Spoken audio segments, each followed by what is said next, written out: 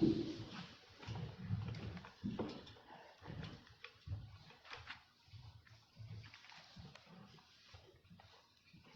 morning.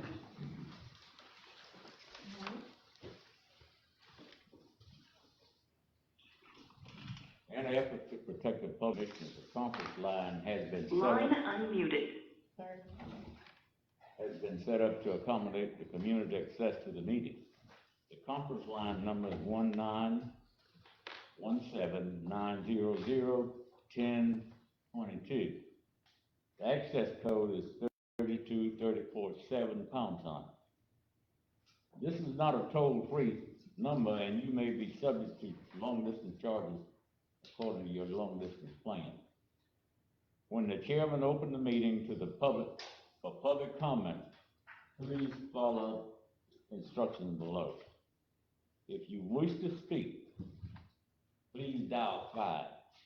The moderator will unmute your line when it's your turn to speak and notify you by announcing the last 4 digits of your telephone number. Please announce your name and address. You will be allowed to speak for 3 minutes. The meeting will also be live streamed on the Taylor County Board of County Commissioners Facebook page. And if you wish to view the meeting on Facebook, you must have a Facebook profile. Search under the Taylor County Board of County Commissioners. You can view the meeting at 9 a.m. The Facebook live stream will not be monitored for questions or comments. Please call the conference line number if you wish to speak. And we having some problem with our audio system, so we will ask you if you speak to speak up, will you? So that the public can hear you. All right? And with that, we will go to number 4, to the consent items. Is there anything on the consent items we need to move? Number 3, approval of the agenda. Oh, yeah, approval of agenda, number 3. Motion. Second. Motion second, all in favor? Aye. Thank you. All right. Now we'll go to number 4. Anything on the consent agenda we need to pull off or delete? Motion to approve the consent agenda. Second. Motion second, all in favor? Aye. Thank you. All right, we will go to item number 11. The Tourist Development Council, Don Taylor.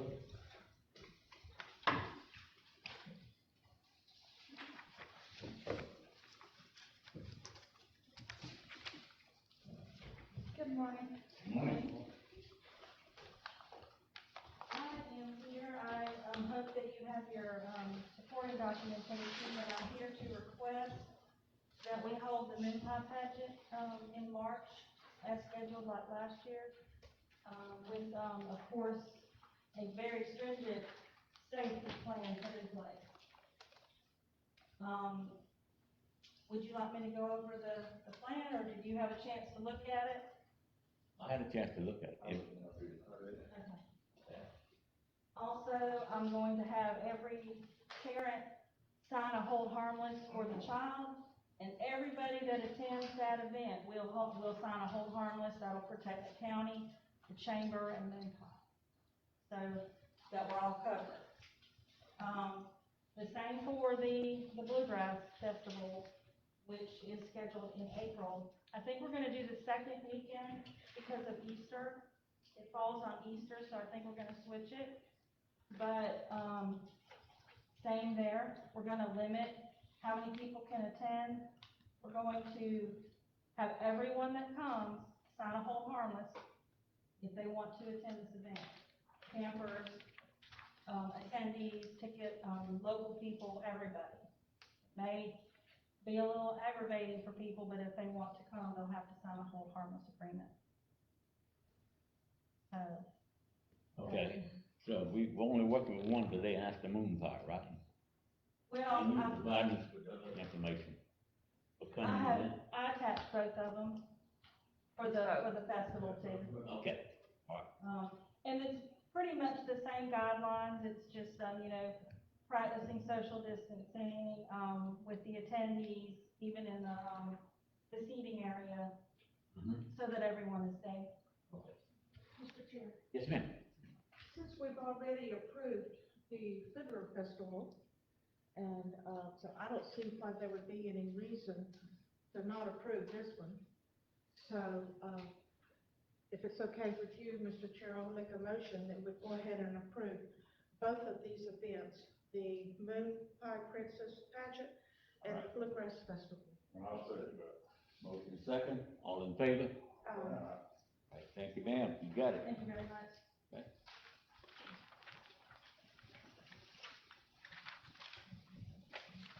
Number 12, that's Heather Poolin, the grant administrator for Langston Hughes. She's on the line. Okay. Mr. Poolin?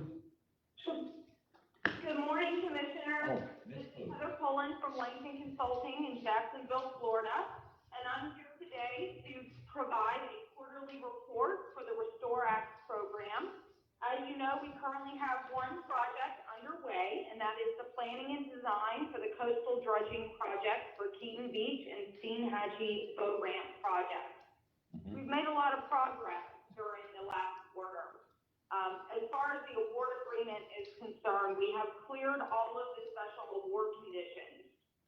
When we are issued a new project award agreement, they put special conditions on there according to,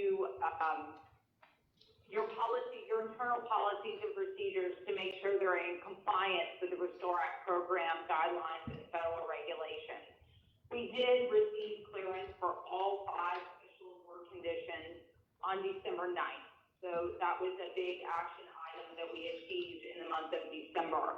That means that our maximum draw amount limit has been lifted and we are cleared to move forward.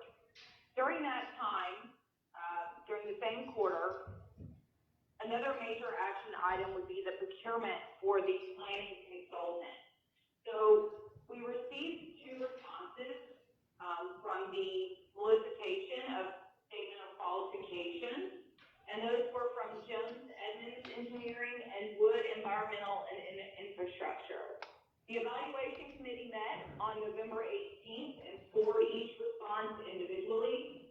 The evaluation committee then recommended Wood Environmental as the winning bidder and made a recommendation to the board on December 7th to approve, which was approved by the board on December 7th.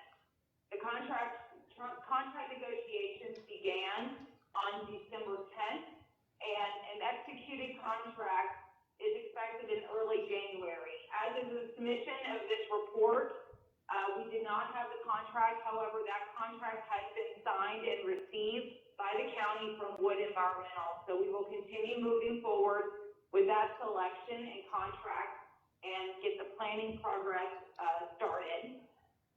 Also, during this last quarter, we submitted our first financial progress report. There were no drawdowns done during this quarter, and our performance progress report was just a description to Treasury how we are moving forward with the procurement process as well as the clearance of the special award conditions. So from here on out, our quarterly status report will have a little bit more meat to them than usual. So as I mentioned earlier, the task anticipated for the next quarter, which began on January 1st, 2021, is the planning and design process will begin. We will have a schedule to share with you during the next quarterly status report. And then we will also be completing our next performance and financial progress report for the Department of Treasury, which are due on April 30th. And that will cover the period of October 1st, 2020 through March 31st, 21, because those reports are only biannual. So the board will continue getting quarterly status reports, and we will report to Treasury on a biannual basis. Are there any questions from the board regarding the quarterly status report for the Restore Act program? Any questions? Okay, there's no questions for you, Ms. Poolin. So we go to number 13, and that's, the grant administrator, Langston Hughes, Langston Consultant, appeared for court status on the Taylor County Rail or the employment of rail CBR. You hear that? So I am also here today to present the quarterly status report for the Taylor County Seaver project, which is the major railroad project that has been ongoing since 2019. When we initially, planned for this project, the project was supposed to end effective December 1st, or December 31st, 2020. As you all know, you have approved 2 grant adjustment forms for the amendment process, and we are still undergoing that amendment process. Right now, that grant adjustment form and the amendment process and details are in the hands of Georgia Florida Railway. They are working, directly with the Federal Railroad Administration in order to iron out, any of the details, that are still being questioned by the Federal Railroad Administration. So unfortunately, that amendment process has been delayed. So regarding the action items completed during the prior quarter, we have, for construction engineering and inspection services, that our consultant has continued to review the payment requests before they are approved, and he is in the process of scheduling what would have been the final monitoring visit. So he will schedule that monitoring visit, but it will not be the final visit, considering we do have an amendment for new construction items to be added to the list. So he is working with them because we currently have 2 bridge structures that experienced quite a bit of flooding during the heavy rain season and the heavy hurricane season for your area. So there are 2 bridge structures in the original scope of work that still need to be repaired. And so we were working on scheduling an official construction engineering and inspection monitoring visit for that. As far as grant administration is concerned, we have continued to submit our quarterly reports to the Federal Railroad Administration, which have been approved and submitted and approved on a timely manner. We have also developed over $1.7 million, just during this quarter alone in payment reimbursement. And we submitted the revised grant adjustment form, the last one that was approved and signed by the board on December 10th. We don't anticipate the grant adjustment form coming back in front of the board. They have approved it as is, and they are just working on the minor technical details, so that we don't have to go back through the amendment process once again. So there's been ongoing communication between the railroad, myself, and the Federal Railroad Administration regarding the addition of the 3 new bridge structures and crossing controllers. I should have an update for you at the end of this next quarter regarding exactly what we ended up going forward with. As far as the overall construction is concerned, we are 100% complete in most of the areas. The only one that we are 95% complete at are the bridge repairs. The overall construction was anticipated to be completed by December 31st, as I mentioned earlier, but that has now been delayed, and we are thinking more January 31st, 2020, and I will have an update for you during the next quarter on both the new amendment process and the original scope of construction. Are there any questions from the board regarding action items completed during this quarter?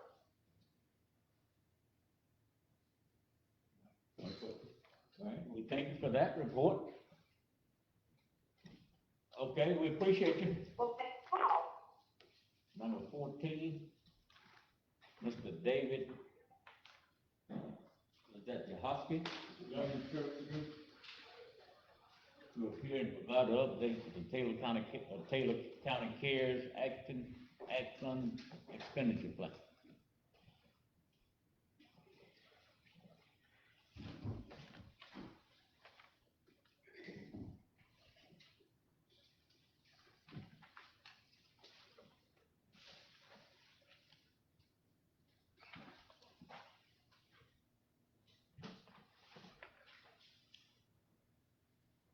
Morning, Mr. Chairman, members of the board.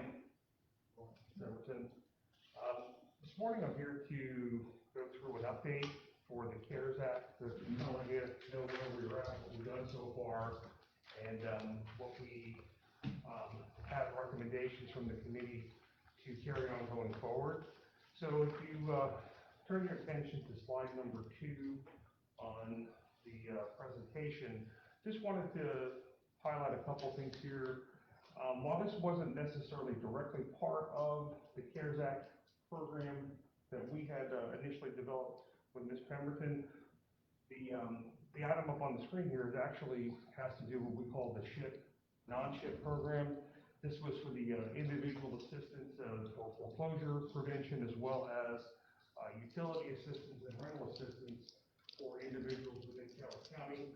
As part of the program that ended December 30th, 2020, we had 133 applications for assistance, of which 47% of those were approved. They met the requirements.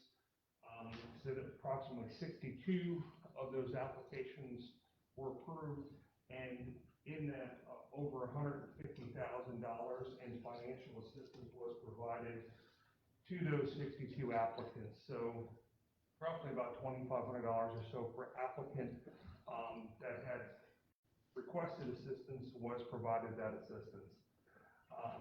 Breaks down a little bit in more detail. For the foreclosure assistance on the next slide, you can see that 12 applicants received almost $42,000 in payments related to their mortgages for prevention of foreclosures.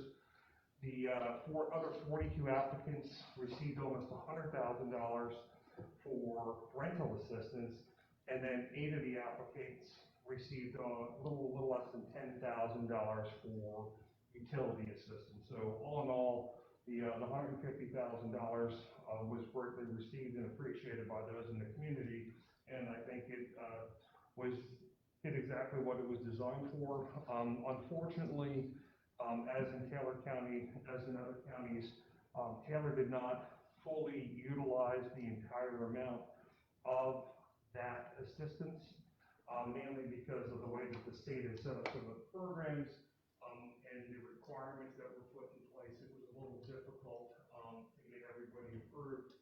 And as you can see, as you saw in the prior slide, less than 50% of those that applied actually were approved for funding. So we do know that in the CARES Act legislation that Congress approved in December of last year, there was an additional $25 billion worth of assistance.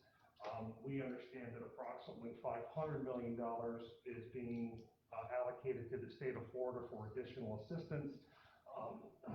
So more information should be coming from Florida Housing Finance for programs similar to this going forward into 2021 calendar year.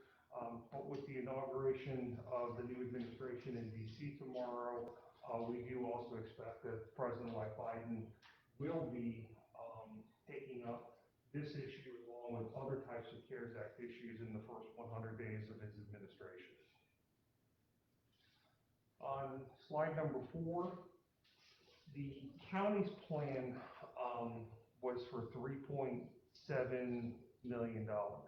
That was the allocation that the state of Florida provided to Taylor County as part of the CARES Act funding. What the team did in order to maximize the payment to the county, we broke down the expenses into 2 primary categories. The first was the administration of the program, which was approximately $241,000, as well as the remaining. We captured what was considered to be substantially dedicated personnel costs of the sheriff's office, as well as the county's fire department, as a way to maximize the cash into the county, to minimize the amount of funds that the county would have to put up to fund the other parts of the program. To date, we have received $2.6 million of the $3.7 million. There's 2 payments that are remaining to be processed. One is for about $800,000, which which is in process to be paid. We do believe it'll be paid before the end of this month, as well as the final payment, which I believe was about $300,000, was what we had estimated based on the requirement of having to get everything into the state on December 3rd of last year.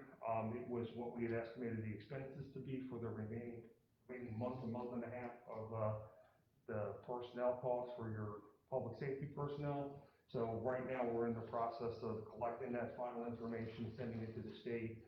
We are ahead of schedule. That information has to be provided to the state by February 28th.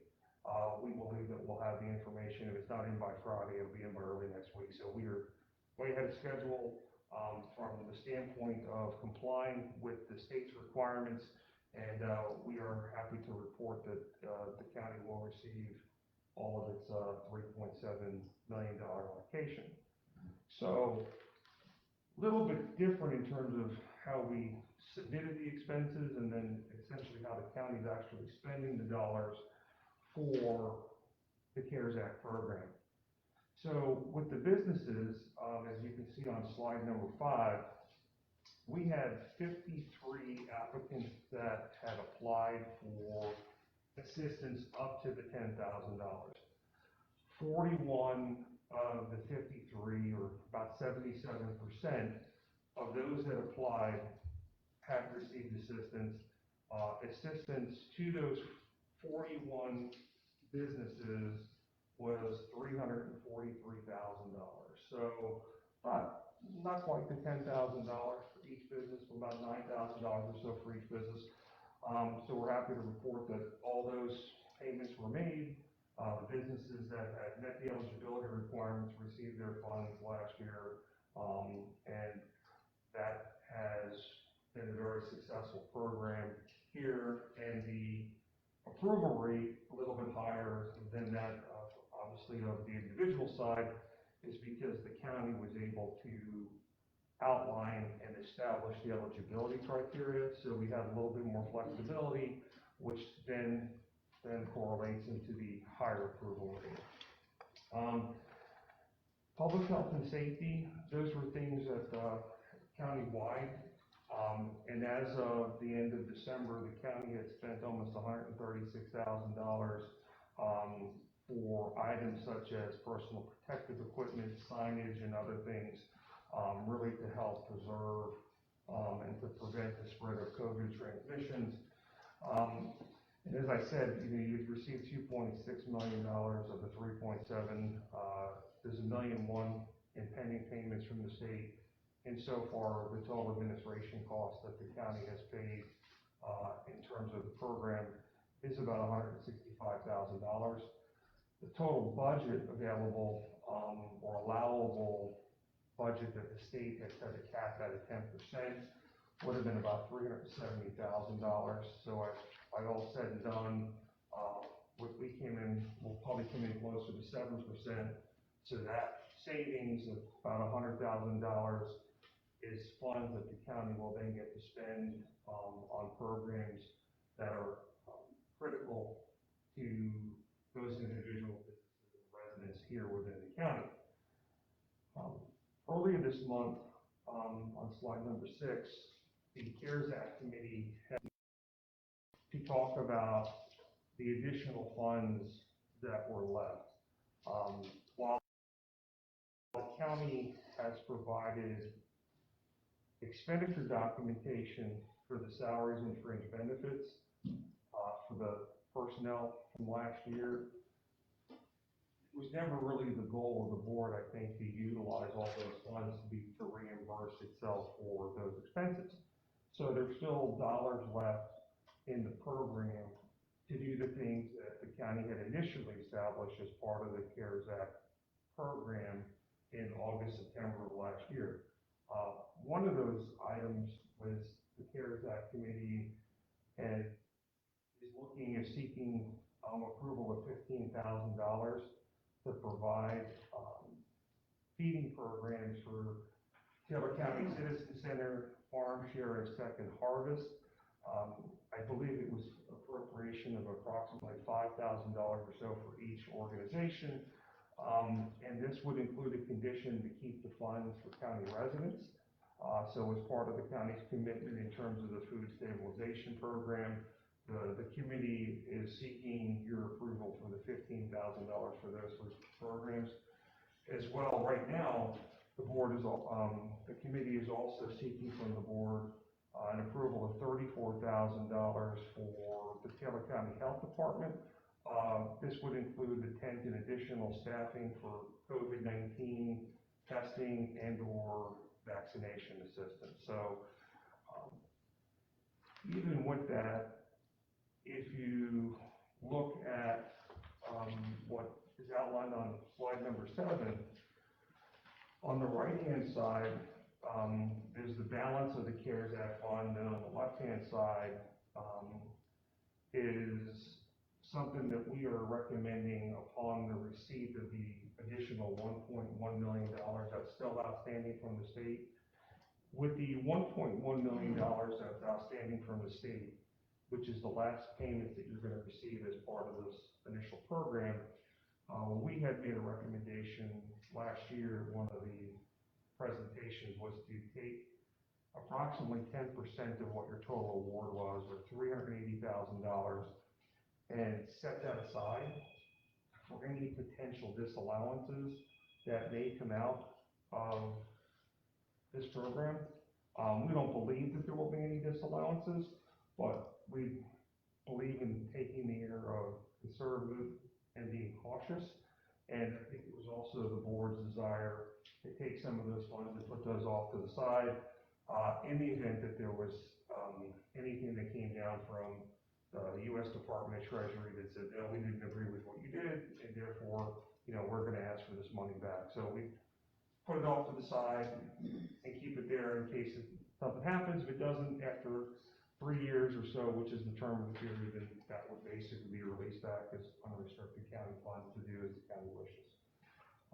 We also suggested at that point and still recommend that you set aside $100,000 in the event that there is a challenge from the feds, that you can go out and seek additional either legal or technical assistance in terms of defending those inquiries.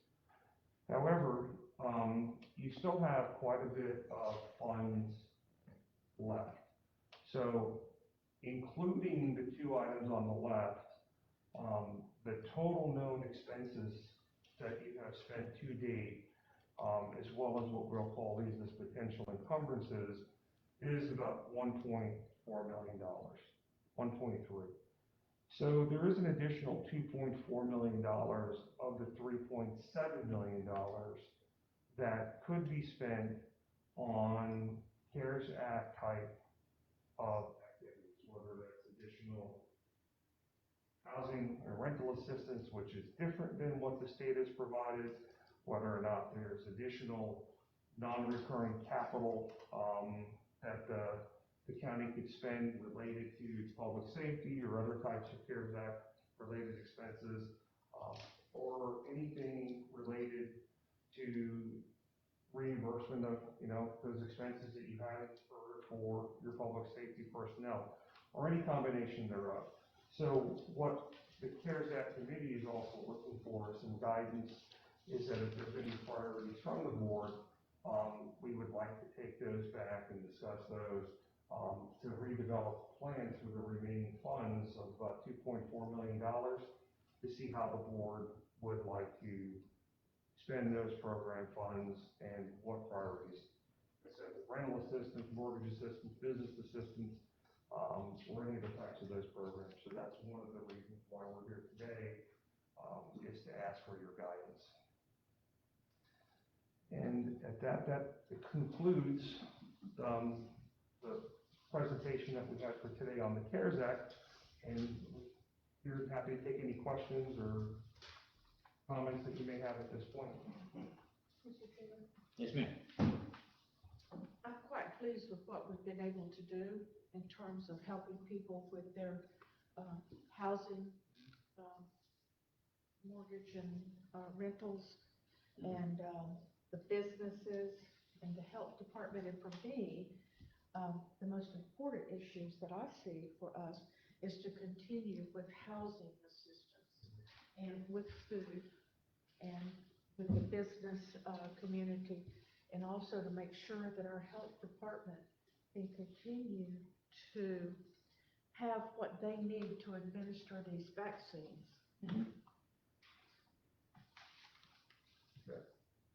Okay. Now, do we know, do we know of any businesses that have had to close due to this? Well, we might have had, Restaurants have, Yeah, some of the restaurants have. that's what I'm saying, how many, do we know? I can't give. I don't know how many, Did they close, downtown here? well, they closed, I don't know why. I think they're, if I may, I think they're temporarily closed. Yeah. Pending what's happening with COVID. I think they've really struggled.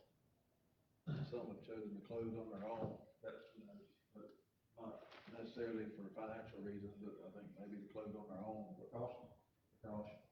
And Downtown, don't Oh, several. know when there's plans on to reopen, but I think there's a plan to reopen. And some have had to because of contractual items. Our closure period, do some disinfecting things, so I think it's safe to say that most, if not all, the restaurants have been impacted. At some point over the, for sure, over the last 8 to 10 months. they've all been. And even more, those folks, I mean, you know, some folks have benefited because there's more recreation and things going on outside as far as going to the coast, but I don't believe it's safe to say that that's made up for those initial shortfalls when this thing first kicked off. So, I would like to say, thanks, David, for the update, if I may, Mr. Chairman, and I believe you asked for an approval for this, request, and I'm willing to make a motion. Okay, hold on, and I do have a question I need to ask you. Sure. I believe you said there was 6, 7 people applied for this money, businesses, 53, I believe it was. 53, and 41 was Yes, sir. awarded. Yes, about 77% approval rate.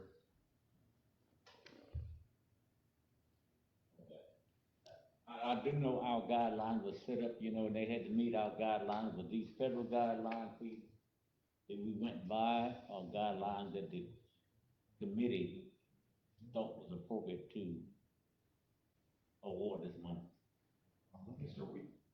Before we actually had set applications or requests for applications, we had met with the committee, and then we came to the board with the application with the criteria, and that was the criteria that we used.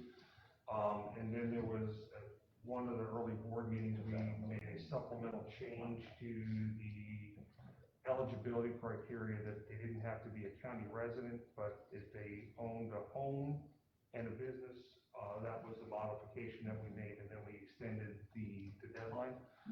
Most of the denials were because the applications were either incomplete in terms of providing us with all the information, even after numerous requests and multiple requests for the documentation, or they did not demonstrate a negative impact to COVID, meaning that they didn't show that they had been adversely affected by it. Some of the businesses that applied actually had shown, had been in business for multiple years, actually showed an increase in revenues and net income.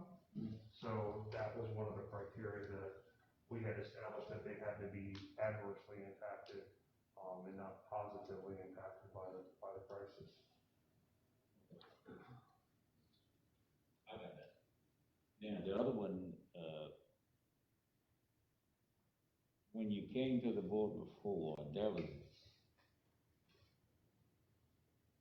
I was asked this, why wasn't a nonprofit awarded some of this money? And, I don't even know the answer that I gave them now, but I told them the committee was really working at that, and we was hoping that everybody that was adversely affected and was really helping the group, the public, that they would be affected and be rewarded. Now, some of them I do know, and I always know this, that when you're dealing with federal money or anybody's money, they want documentation. If you don't have those documentation, you're gonna be short. most times, the big company that got the lawyers and the accountants, they have that documentation. But the poor people that run the barber shop and the nail salon, they might not have that, because it might be part-time and not full-time. That's one of the, I think, downfalls of our society. The poor man gets poor and the rich man gets richer because he, for some unknown reason, okay? But anyway, I do appreciate what you've done, and I know a lot of people that was affected, and they appreciate it. Now, I did see something about the $5,000 for the food, senior citizens, and, that was another. Yes, sir, on page 6, the Calvert County Citizen Centers, Farm Share, and Second Harvest, that was the 3 organizations that the CARES Act committee had recommended to put forward, for an award of $5,000 each. Okay. And that's what you're asking for today. Yes, sir. That and, to seek approval for $34,000 for the health department, Yes. which is for their tent and additional staffing for COVID-19 related. And then the final piece that we're asking for is direction from the board, or to direct, I guess, Ms. Pemberton to direct the committee to come up with a plan for the remaining funds that are left.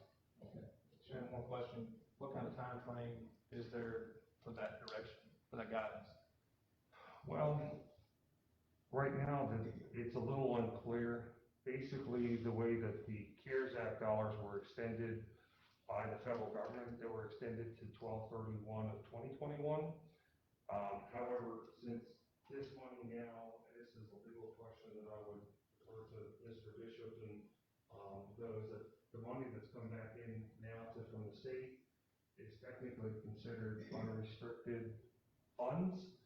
So it would need to follow, county policy and state statutory guidance in terms of how you disperse public funds. So you have more time than you typically have before. However, if there's a new CARES Act provision with the new administration, my recommendation would be to do something within the next 12 months before the end of the calendar year, because that would fall in guidance with the CARES Act legislation that was passed in December. So we could discuss in a workshop type setting over the next 3 to 4 months and try to develop a plan. Yes, I think you would have time. The only caveat to that would be is if, President-elect Biden and then has some accelerated timeline that changes any of those guidelines, but I think you have more time to plan, than before. We had gotten the money in a very short period of time and had to condense everything to get everything spent by the end of the calendar year. So I think we can have, right now, you have a luxury of time that you did not have, at the end of last year. Go ahead. It's y'all's responsibility to make sure that you've done everything that you can for the people that have applied, businesses and everybody else, to make sure that, that they're able to get in all their paperwork and everything else, and I trust that y'all are doing that. My question is, do you feel like you've done that, and do you have adequate help to ensure that you've gone that extra mile to help these people that, because, a lot of people have trouble filling out forms and doing things like that, and like Commissioner Dipp said, some people just may not have readily available what they need, so that's my question. Yes, ma'am, we did. We actually spent, quite a bit of time on each applicant, either on the phone, via Zoom meetings. We even had, individuals that came to GSG's offices in Tallahassee. On the business side, we, used the services of Ms. Perez and the Chamber of Commerce to help them, for those folks on the business side to sit down with those. But then Jay Mosley, who was here, also here in town, had hours here and came. So I think the difference, in my mind, with the individual assistance and the reason why the approval rates statewide were a little bit lower than on the business side is with on the individual side, you had individuals who were applying for the first time that had never been through the process before and did not know what to expect, or would not provide, refused to provide some of the bank statements or the driver's licenses and things that, the documentation that we had to, part of that state program for documentation purposes. And I think that was one of the reasons why, but I think that the team, this Pemberton and Hurt staff and everybody went, I think, above and beyond to the point where we spent numerous times calling people, leaving messages, providing self-addressed stamped envelopes, anything we could do to get the information back to us. But I think it was just a combination of those unfortunate events and the timing, because we also had to have a deadline for those things so that we could get the request to the board to approve in December as well. What methods are y'all using for lack of a better term, as far as advertising to the individuals, businesses, so they know that the funding is available? For 53 applicants, I couldn't believe you wouldn't have people standing in line, you know. Correct. I mean, when we did the initial analysis, based on some data that we had gotten from, like a source that the Chamber of Commerce was used nationally, we had anticipated that there were probably 200 businesses that would fall in the eligibility. We did, through the Chamber used their mechanisms to get out. We used targeted Facebook messaging. We put ads in the newspaper. We put flyers up. We did not do any type of TV or radio ads because, one, they're too expensive and they wouldn't necessarily be allowable into the program.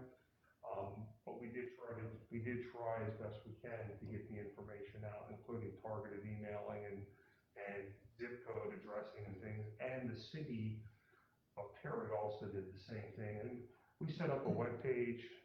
For the county, we set up a CARES Act page, and then there were links not only within the county, but also from the city to the county as well. So we went through numerous sources. I understand businesses, you know, they, a lot of the businesses understand they would have to, yeah, so, and I'm sure they would shy away from it. There were some that were hesitant in terms of providing the information because there was, while we could redact some of the information, you know, Mr. Knowles and the clerk of court knows that there's some things that may or may not be subject to redaction, and I think some folks didn't want to have that information in the public record. Well, businesses and individuals. Any more discussion? If not, I'd like to make a motion to fund the $15,000 feeding program that's been requested. I understand that folks are still struggling and still have needs, and I'd also add in that motion approval for the $34,000 for the Department of Health. I'll second. Got a motion and a second, all in favor? Do we need a roll call, Mr. Bishop? Okay, you got that. Now, the other part you're talking about, the was it 2.6 million or something like that we need to? Yeah, the $2.4 million. You need to set up a workshop or something? Is I that? think we can add that to an agenda, like an agenda item, maybe for January. Or Add to the January workshop. Okay. You wanna have a January workshop, which would be the fourth? That's the 24th, next week. 26. Yeah, 26. Okay. That's it. Yeah. I wasn't gonna bring this up right now, I was gonna wait till the end of the meeting, but I cannot be here on the 26th. And there are quite a few things that I think we're gonna be discussing that I really would like to participate in, so I was gonna ask this board if there would be any way possible that we could change the meeting to any other day other than the 26th, maybe the Thursday or Wednesday or Monday. I'm pretty flexible on any day except the 26th. In the evening, Second, 6 o'clock. anytime, I don't care. Whatever would be most convenient for the board and staff. Okay. Can we move to Monday? That's 25th? Yes, sir. Would that work? Yes, how about Thursday? Would Thursday work? Could we do Thursday, the 28th? Commissioner Newman, do you have a problem with that? Not that I know of. Okay. Is that okay with everybody? Thursday, okay, thank y'all so much. Okay. All right. We'll put you first on the agenda. I'm sorry? We can put you first on the That's fine. agenda. So, okay. Well, I'll be in Tallahassee, so it doesn't matter. January 28th, 6 p.m. I'll make sure I'm here. Answer any questions. Anything else at this point? If I may, I just wanted to, let the board know that the money for the Department of Health, those funds were previously approved and not spent. So this is not an additional $34,000. This is the original $34,000 that we were asking approval for. Yeah. Thank you. Thank you. Thank you. Thank you. All right, we go to item, what's that, 15? Commissioner Newman to discuss the Fort Livestock Club. Yes, sir, Mr. Chairman, so the week of February, 15th through the 18th is actually the, North Florida Livestock Show and Sale, which is in Madison, which is the show and sale that, the Taylor 4-H Livestock Club is eligible and really the only one that I'm aware of they're eligible to participate in. So, what I would like to request is the approval to have our county attorney to prepare a proclamation for the February 1st meeting, proclaiming that we as Fair Week to recognize these exhibitors and our Taylor 4-H Livestock Club and the works that they do. So that's my request. You got time to do that, Mr. Bishop? Sure. What week is that again? It's the 15th through the 18th. Of February? Yes, sir. We can send you some language, Mr. Bishop. I appreciate that. Do you need a motion for that? I'll make a motion if that's necessary. Second. Motion second, all in favor? Thank you. All right, we go to 16, the board to consider adoption and resolution requesting designation for the Highway 27 bridge over the Penhollow River in recognition of the U.S. Army World War II ex-POW Private Tillman R. Clark, as requested by Commissioner Moody. Yes, sir, his family came to me and was telling me all about his, military background and him being a prisoner of war and all. And it really seemed appropriate to me, his family would love to have that bridge, you know, in his name, around 27. And, y'all know probably his family members, Mr. Grantham and Elsie Clark and their families and all. It would be a real nice thing to have it. We've done other bridges in the county for people that, you know, in the service, so. Okay. Mr. Chair, Yes, ma'am. I would be 100% in agreement with naming this bridge after this veteran. I want to say that his daughter is Miss Franklin, right? Yeah. Back beginning in '02, when we started the Veterans Memorial Park, we put our committee together and worked for a number of years on that park. The Granthams were always there to help when we needed anything. If I needed someone, I was on the city council at the time, so if I needed someone to come and back me up for requests for that part, they were there, along with a lot of other veterans. And so it would just, in my opinion, just be an honor to dedicate this bridge. And when you make a motion, I'll second that. I make a motion to get a resolution on up to Second. get this done. Been motion second, All in favor?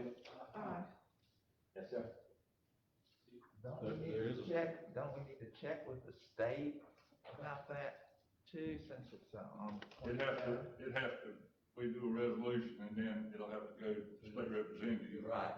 Here, I just want everybody to understand that, it's just not gonna happen, overnight. overnight, which is a resolution that we send to the state, right?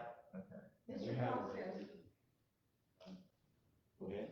Mr. Bishop, we drafted this resolution, we got out ahead of you on this because the deadline to send it in to our, legislative delegation is actually Friday. So I realize if you need to make some changes, we just need to have it, Well, let me read it. It wasn't in the packet, I didn't see it in the packet. Motion to read it. can you read, I make a motion that you read the resolution in its entirety. Go ahead. Made a motion. Okay, motions, you got a second? Motion second, go ahead. A resolution of the Board of County Commissioners of Taylor County, Florida, in support of designating the U.S. Highway 27 bridge over the Finn Holloway River in recognition of U.S. Army World War II ex-POW Private Tillman R. Clark, requesting that the Florida Department of Transportation designate the U.S. Highway 27 bridge over the Finn Holloway River as Private Tillman R. Clark Memorial Bridge, providing for transmittal and providing an effective date. Whereas Private Tillman R. Clark, having enlisted in the United States Army, served his country bravely from February 27, 1941 to September 7, 1945 in Company A of the 117th Infantry during his service period. And whereas Private Tillman R. Clark served in Normandy for 1 year, 3 months, and 18 days, and during that time was captured as a prisoner of war. And whereas for his service in Normandy, Clark was awarded the Purple Heart, American Defense Service Medal, and the European and Middle East Theater of Operations Medal. And whereas the Board of County Commissioners of Taylor County desires to recognize and honor Private Tillman R. Clark's service to our country by requesting that the U.S. 27 Highway Bridge over the Finn Holloway River be dedicated to Private Tillman R. Clark. Now therefore be it resolved by the Board of County Commissioners of Taylor County, Florida, that 1, the board hereby expresses its support in designating U.S. Highway 27 bridge over the Finn Holloway River in Taylor County, Florida, to be known as Private Tillman R. Clark Memorial Bridge. 2, the board requests that the Florida Department of Transportation perform the designation of the U.S. Highway 27 bridge over the Finn Holloway River in honor of Private Tillman R. Clark, and that FDOT place and maintain appropriate markers. 3, the clerk of the circuit court, ex officio clerk of the Board of County Commissioners, is hereby directed to provide a copy of this resolution to the Taylor County Legislative Delegation in the Florida Department of Transportation. Passed and duly adopted this 19th day of January 2001. Thanks. 2021. Missed about 20 years. Approve that? Motion to approve it. Second. All in favor? Okay. By the way, that was fine. thank you. Okay. Item 17, board to discuss suggested amendment to the FY 2021 rules of procedure as agendaed by Commissioner Figure. Okay, I walked out of the house and I didn't bring my copies, but, if you've gone over the changes and looked at the original, form related, and without having it here before me, I know that we did add the part where the election of a chair and a vice chair, whereas, on the year of an election, that, they would be sworn in, or we would elect a chair and a vice chair on the day that they were sworn in. And then on a non-election year, just at the next regular approved, meeting, board meeting. After the fiscal year, That is, after the fiscal year. well, just the next meeting after the election, Okay. whatever that turns out to be. Okay, all right. And if there's any other questions, I don't have it before me, if you got any questions, I'll be glad to answer them. There's for the last couple of times, there's always been a conflict with me on that date, Right. and I'd love to see it change to a different date, you know, where, that just falls right there at the beginning of the hunting season. And, a lot of people will be out of town, a lot of people will be doing that. I mean, the date doesn't, there's nothing written concrete, it has to be that date, I mean.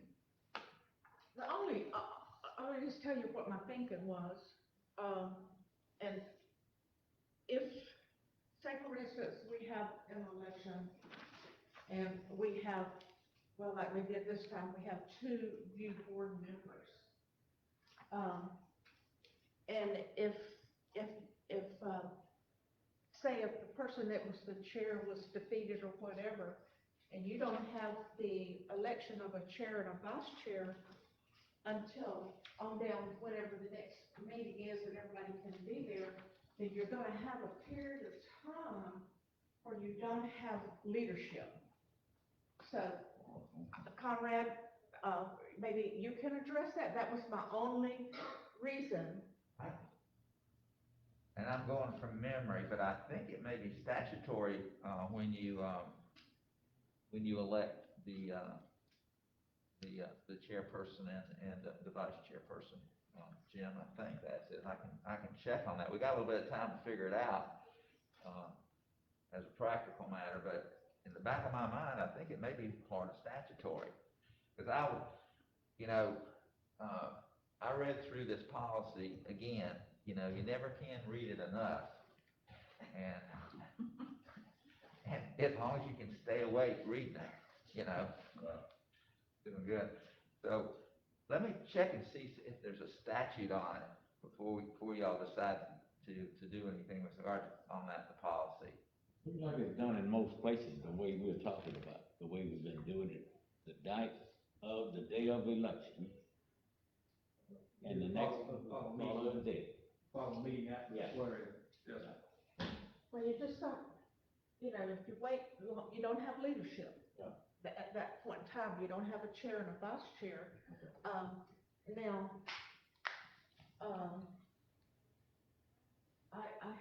I mean, is your the date, next chair could fall into the next meeting without any problem, nobody would have any, you know, problem with them still leaving the meeting. Yeah. I mean, First week of December.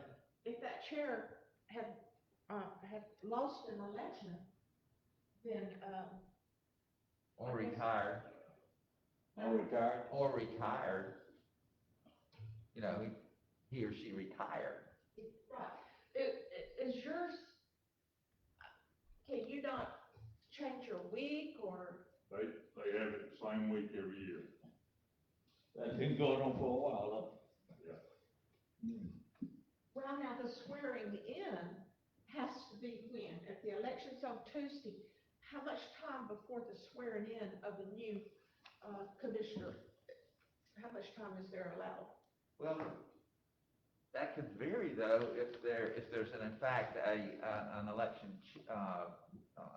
there's, you know, if it's very, very close and there's gonna be an election, a voting contest. See what I'm saying? It very well may be up to the, you know, up to the respective, county. I gotta check on all of this. I think the supervisor elections might give us some guidance, and I think it may vary by office. Because the commissioners were sworn in at a different time than different constitutional officers. Because That's of true. this meeting and because of this deadline. But that's a Ms. Dana Sutherland question. I'm not speaking on her behalf. I mean, Well, I mean, I think all commissioners should be here. I'm not in disagreement with that. I certainly would want to be here. But, you know, I just had the question about the leadership issue. I think you may be able to do it, but let's just make sure that we're correct in what we do. Okay. all right, okay. table that Good. until you can give some guidance, Mr. Bishop. Were there any other questions on anything? Like I said, most of it was just format. Nothing was. Yeah. Changed, No, other okay. than that. Do we need a motion on that? I can make a motion to table item until Mr. Bishop can give us some guidance and confirmation on those dates for statutory Okay. requirements. Motion set, everybody in favor? Aye. Okay, Mr. Bishop. Yes, sir. Thank you. Yes, sir. Yes, ma'am. Okay. Number 18, the board to consider approval of the 2020 local mitigation strategy plan, Annex 1, the Taylor County Consolidated Hazardous Analysis Plan, Annex 2, Taylor County Flood and Coastal Surge Warning Plan, and adoption of resolution stating the adoption of the Taylor County Local Mitigation Strategy Plan as agendaed by Christie Anderson, Emergency Management Director. I'll make a motion to read the resolution by title only. Motion second, everybody in favor? Aye. Yes. Mr. Bishop? Yes, sir. A resolution of Taylor County, Florida, and its unincorporated areas adopting the revised Unified Taylor County Local Mitigation Strategy Plan. Good morning. Good morning. How are y'all? All right, how about you? Good. First of all, I'd just like to thank y'all for what you do in the community, all of y'all. I mean, we've had a hard year, we've all pulled together, I appreciate it. Everyone appreciates you all. We're here today to approve the LMS plan. This is the local mitigation strategy. This plan must be updated every 5 years.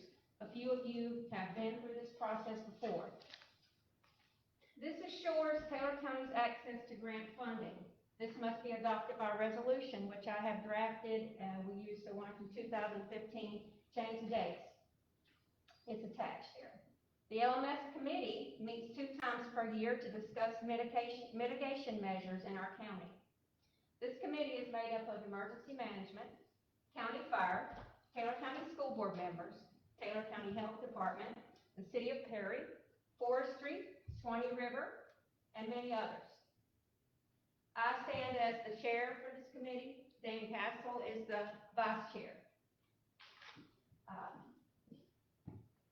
After the committee identifies vulnerabilities such as hurricanes, sinkholes, other things that affect us, floods, this is then pushed to the state for their approval, this list that we come up with. After it comes back from the state with their approval, then we are able to access grant funding such as HMGP that we've used in the past. In the past, we have placed a generator at Forest Capitol Hall with these funds. This is a 75-25 match. We also elevated 2 homes in the past, as you recall, and it went very well. We accessed, used GSG, which you just heard from. They helped us with that elevation. At this time, we are in the final stages of placing generators at the fire departments in our southern part with these funds from Hurricane Michael. When a storm comes through, we are able to access these grant funds through this program. I would like to thank all the members of the departments that I have called over the past year. They have helped me update this plan. This document must be adopted by resolution, as I mentioned. The city of Perry has already adopted this by resolution. I will be attending the school board meeting tonight to get them also to adopt it, and today is your turn. Okay. Mr. Chair, Yes, ma'am. I'll offer a motion to adopt the resolution. Motion second, roll call. All in favor? Aye. Okay, you got it. Thank you. Thank you, Christine, for the job you did. Appreciate you. Thank you. Number 19, the board to consider request by the FAA Airport Technology Research and Development Branch to conduct analysis research as agendaed by Ward Kettle. Basically, what it boils down to is there's a partnership between Wolford Engineering, the FAA, and General Dynamics. What they're looking to do is they want to find out what the feasibility is of using them in aerial vehicles or drones to do aerial and ground surveying at the airports. And they've identified Perry Foley as a test airport they would like to use to in the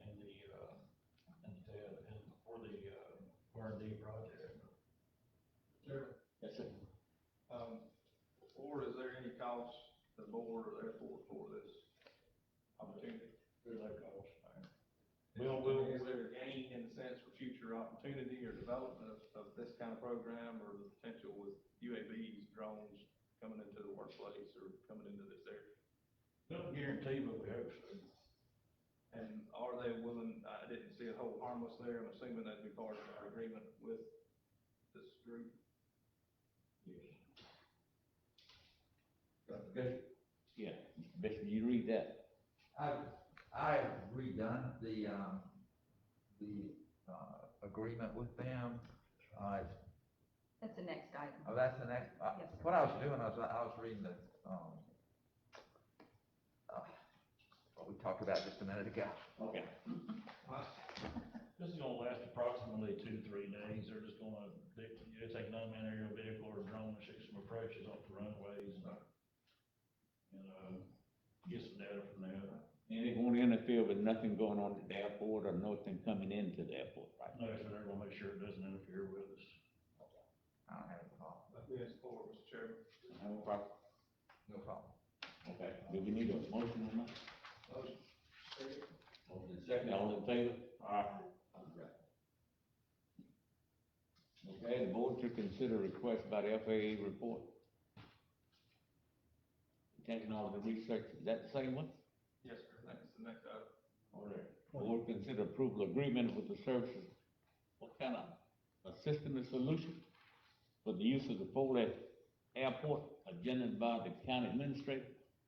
Mr. Kettering's going to explain this item as well, if you don't mind. Okay, what they're doing, Asymmetric Solutions is a training facility down on, Puckett Road. I guess y'all are familiar with them. And, what it boils down to is they need a place they can man helicopters and do. The way it was explained to me, they're gonna teach rapid deployment from the helicopters, troops. They're gonna bring in, Air Force personnel and Navy personnel. They're gonna teach them how to rapidly repair, or not rappel, but deploy from a helicopter and reload it to a helicopter and that sort of thing. That's what they mainly need to use the airport. Training. Just training, right, exactly, training the troops.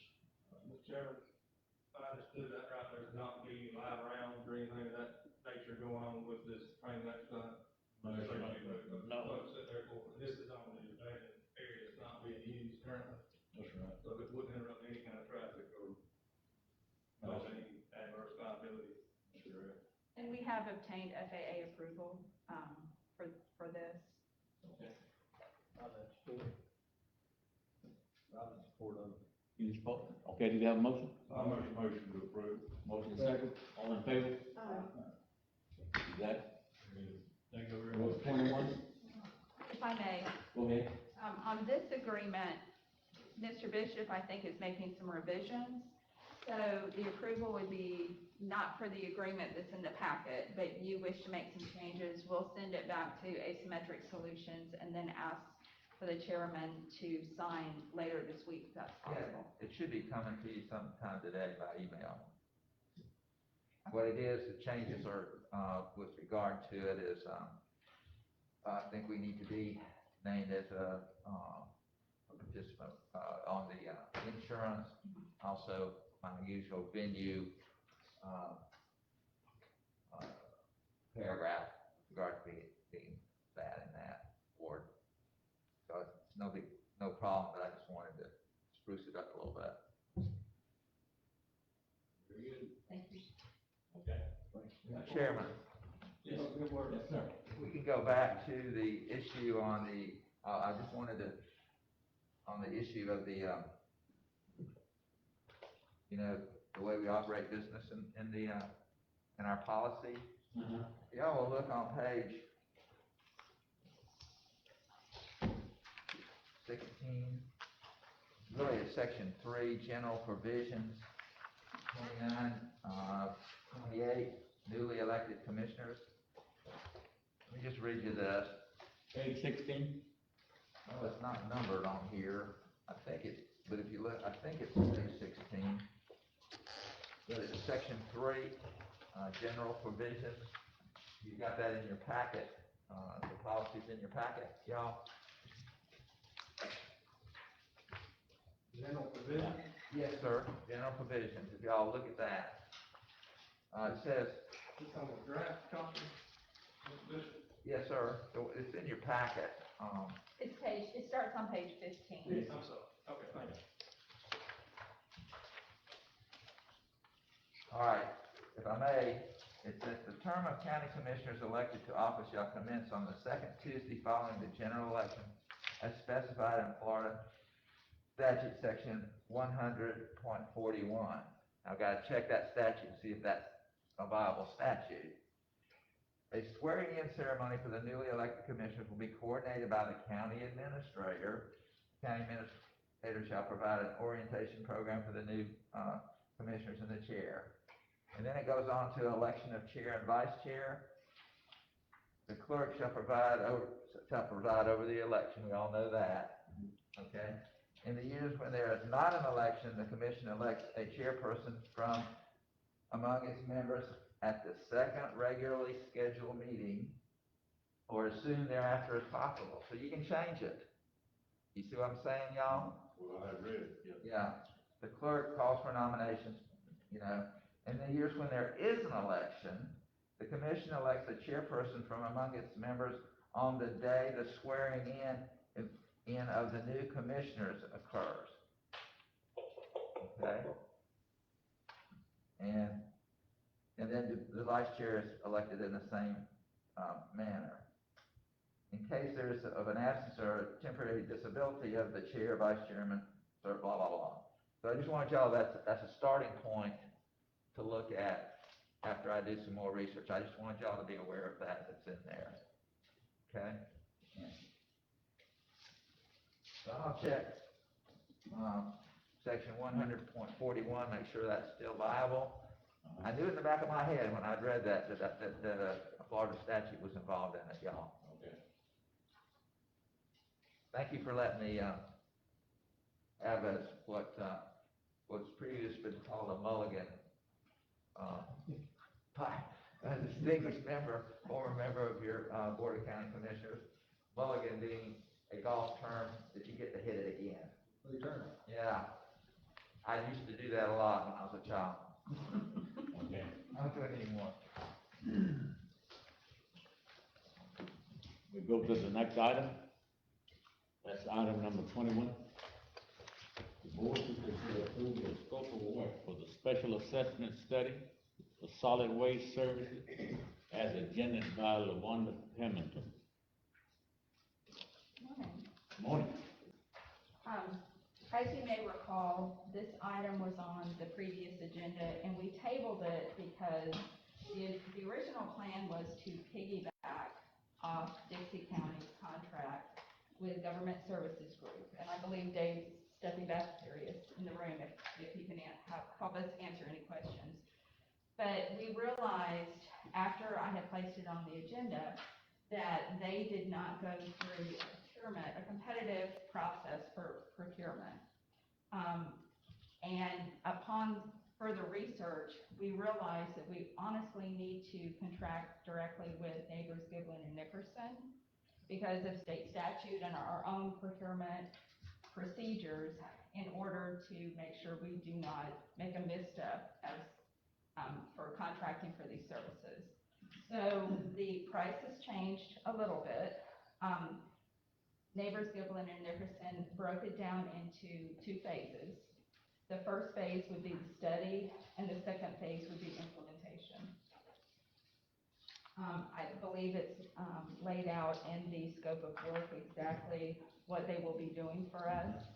But if you have any questions about that, Mr. Jahowski can help us. So, in order to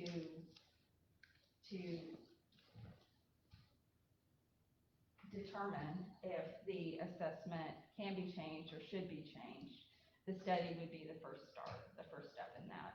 And then if the board chooses not to implement, then we can stop at that point and not incur further expenses. Okay. Mr. Chair, Yes, ma'am. now, I've got a number of questions and concerns. First of all, I'm not really certain exactly what this is all about. I know that, there's been discussion in the past on three things that I can remember. Number one was to increase the annual $140 fee, and as I remember, I don't remember there being an appetite to do that. Of course, we have a new board now, things change. There was talk about, a lot of discussion about campers, and that covers two areas. You've got campers that are used for hunting and seasonal, and pretty much that's all. And then you have campers and sheds where people are living full-time. And then, we discussed C and D. So that's the three things that I remember that we discussed. Now, I think that what I've read in this stuff is it's pretty vague. What's being proposed is very vague in my opinion. So I just want to say, if this is about C and D, which Commissioner Moody has discussed several times, and I remember at a recent meeting that pretty much, Commissioner Moody, you expressed your opinion that our problem with the county going in the hole with this was due to C and D, not so much hunting camps. So if it really is C and D, which we all kind of agree to that, or we did agree to that, it seems to me like that's something that we could fix. Because I believe, and the study is not specific, but probably one thing that they would do would, if it is C and D, that they would suggest that we probably get some scales, or that we charge by the load. So if it's C and D, it seems like to me that we could fix that ourselves without spending tens of thousands of taxpayer dollars to get somebody to tell us what to do. We know what to do. If, on the other hand, it's hunting camps, it's not outlined whether they're going to differentiate between hunting camps that are seasonal and hunting camps that are where you have full-time residents. So if this is all about hunting camps, then yes, I would think you would have to have an assessment to differentiate and to keep us out of trouble. But if it's C and D, I think we could fix that. For the money that we're going to spend, we could perhaps either buy scales or come up with a way to charge by the load. And then the other thing that I want to caution this board about is before you commit to spending this kind of money, you're not real sure exactly what you're going to end up spending. Because I noticed that some of the hourly wages are pretty high. As a matter of fact, they're higher with this proposal than they were with another proposal where we got a discount, and I don't quite understand that. But I would caution that if this board decides to go ahead with this assessment, that you know what you're going to get and you know what you're going to do. What I would not like to see the board do is to go ahead and approve spending this kind of taxpayer dollars on an assessment, just like we did in the past for a fire assessment, and we spent all that money. They come back and present it, and the board says, no, because you've got so much public outcry about that then the board folded and said, no, we're not going to do that. So we spent all that money, and in my opinion, we wasted that money. So I just don't want to see this happen with this. If you're sure that's what you want to do, fine. But I'd hate for you to come back and say, okay, we thank you, we spent this many tens of thousands of dollars, but we're not going to do it. I'd like to play something good. If we don't get the study done, we can't take a camper trailer that people live in full time. It's got a kitchen, they cook just as much stuff in that kitchen as a home does, a regular home, that's paying $140. I have a lot of constituents that pay the $140, and when I went around and done a little survey of door to door with people, they did not have no idea that their neighbor that was living, they could see right there, that was living in a trailer was paying 1/3 of what they were paying. It made them mad. And I mean, if we don't get this study, we won't be able to take those people that live in full time in those trailers and aluminum buildings and old barns and stuff that's got fire service, they got kitchens in them, but will not have a way of going up legally to charge them the $140. That's my feeling on the study. Commissioner, I agree with you that if this is about hunting camps and places like that, then yes, I think you have to have an assessment. But what's not clear, who's gonna do that? Are y'all gonna go in actually and go through everything and determine out of all the hunting camps and sheds and all, who is full-time and who's not? Because that's not outlined that that's what's gonna happen. I would, So that's my question. do you wanna speak to that? So one of the things that we typically do as part of the study is to go through the property records and look at who's living there, what type of facilities. Since this study is strictly residential, we would have to look at the different types of residential properties that not only the property appraiser is maintaining and the tax collector, but when you look at issues like mobile homes, we have to look at the Department of Health. We would need to talk to the owners of such facilities to find out, you know, if they have permanent slips, if they're temporary slips, if it's per day, if it's permanent. So those are the types of things that we would have to go through, to make sure that we include the right number of either properties, parcels, households, and stuff in the equation.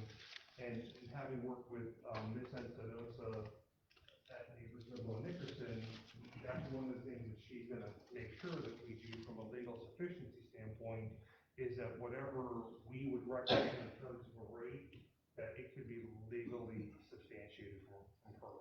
Okay, I just, and I don't know, but just, I'm thinking, I don't see how in the world that you could go in there and look at, property records and really make a good assessment, because we all know that John Doe's cousin has put a little camper back here, and he hasn't told anybody about that. And I suspect, from what Commissioner Moody says, and from what I've seen, there's a lot of that. They're not listed anywhere. So how are you gonna, I mean, I don't understand how you're gonna bring back the proper data. In Leon County, the insurance companies, homeowner policies on my place up there, and I brought this up before and said this, they monitor your light bill. My $350 light bill, when I was there, they come back, they wrote me a letter and said, Mr. Moody, you only paid $100 for 3 months, you must not be there, so we're gonna go up on your insurance for uninhabited dwelling. You know, and it made me real mad that they was worried about how many nights I spent in that place. It bothered me, and I went and talked to them real nice about it and got that straightened out. But that light bill is a good way to tell a hunting camp is not being used for 8 months out of the year. You know, I mean, that's one way that you can, you know, have pretty much good proof that they're not there for 8 months. So if we move forward and do the study, just say we move forward and do the study and we don't act on the study after it's done at that time, and just say 3 years, 5 years from now, we see that, hey, we need to go back to this study and maybe make a change, we don't have to go back to the study again, we would have a study done one time and. Well, essentially, you may have to, depending on whether or not the service has changed. At that point, what we would call it is an update, which is essentially what this study is to kind of go through and to look at what you're currently doing based on your level of service. But with any type of study like this, we have to start with the property records and the property data. We also do interviews with staff and team members, so if there are situations like Commissioner Fagel has mentioned, we would mark those for field work, where we either send somebody out to look at it to do a visible verification. We can use Google Earth and products like that to also determine whether or not there's more than one dwelling unit on the property. So there's many different ways that we can do this. But at the end of the day, if you have information about a particular property that we may not be able to see based on a physical record, those are the types of things that we would ask up front to bring those to our attention so we can make sure they get the right level of review and analysis.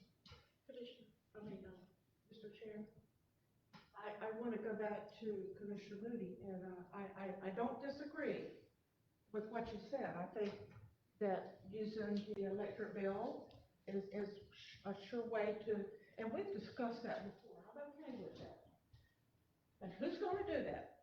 Who's going to look at all these electric bills? But first, before you can look at the electric bill, you got to identify the location, and you got to identify what's on it. So my question, who is going to do that? And I don't see where this proposal that we have before says that they're going to do that. If they're expecting us, like if I understood him right, he wants us to go around and let them know who's got a trailer there. I'm not going to do that. If you charge all the people for 140, and then they could come up with the documentation, they only stayed there 4 months out of the year, they'd have to prove that and then get released from the 140 back to the 130. You know, they'd have to do their homework if they wanna save that $100, is what I'm saying. We wouldn't have to pay nobody to do that homework or search their records. They need to come up with the documentation, just like anybody else or anything else you have to do. You have to come up with the documentation to prove you're right or wrong. And that would be my way of handling that. Mr. Chairman, Go ahead. if I could, I'd like to say, I believe the property appraiser has folks that go around and evaluate periodically so often as far as, additions or improvements to properties so that they're reassessed accurately. So I think we have some of those pieces that are in place. I know we have code enforcement, things of that nature. So, my position there is when we look at our solid waste fund, I believe the assessment is over a decade old, and I'll go on the record and say I would love not to have to change that assessment. We can't do anything about this assessment without this kind of study because of the realities, and I believe we've exhausted that point. The reality is we know that Madison County faced serious litigation, and they had to restore funds because of their actions. And that's not where we want to go. That's certainly not where I want to go. But the reality about solid waste is the fund is not sustaining itself. For whatever reasons, I think there are a host of reasons. And I think by doing this study, we will have made one step in the right direction to address this issue so that we might continue to discuss and find ways that we're not having to move funds into the solid waste funds to cover costs. I think we're also faced with a mandate that the residents of the state of Florida have put on this board in the sense that the minimum wage is about to be going up, and this fund can't sustain where it's at today. So we have a compounded issue, or issues, I should say, of potential shortfalls.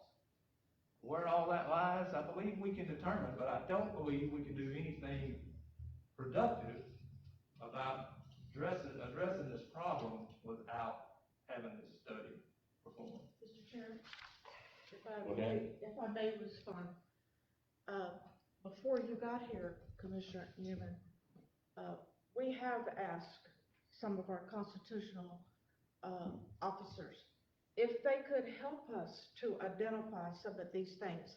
Do you have staff to go out and do it? And every time we ask, they said, I do not have staff that can go out and identify these places. I just can't do it. Now, maybe things have changed, and maybe they've got more staff now that they can do that, but that was the response that we got. And, I mean, I'm not gonna argue the issue. I'm not gonna vote for this, and I want my constituents to know that on hunting camps, that I will never vote to raise your fee to $140, and then you have to come back and prove it. So I'm not gonna vote for that, and I want my people to know it. But, and I'm done. Thank you. Amen. Okay. Mr. Chairman, can I ask Mr. Jahovsky a question? I believe maybe this was what Commissioner English was asking, but I believe one of the questions is, if the study is done this year and the board chooses not to implement, how many years do we have to implement, the results of the study? Is it a 2 or 3 year window? Generally, we see this done within 2 to 3 years, it's generally the timeframe.